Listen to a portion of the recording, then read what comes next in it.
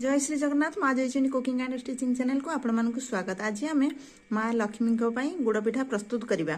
प्रथमे 3 घंटा पूर्वर भिजाई रखि अरुआ चाउल को बाटी नवा।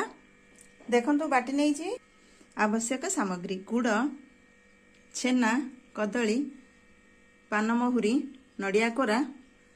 खीरी रे जो अरुआ चाउल सीटी देइथिली सेथिरु गोटे चामच काढ़ी नहीं।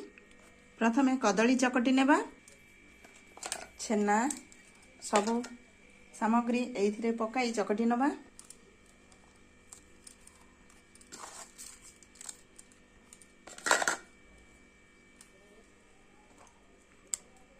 परे एही भली नॉनस्टिक पैन गरम करी सेथिरे घियो देई दबा।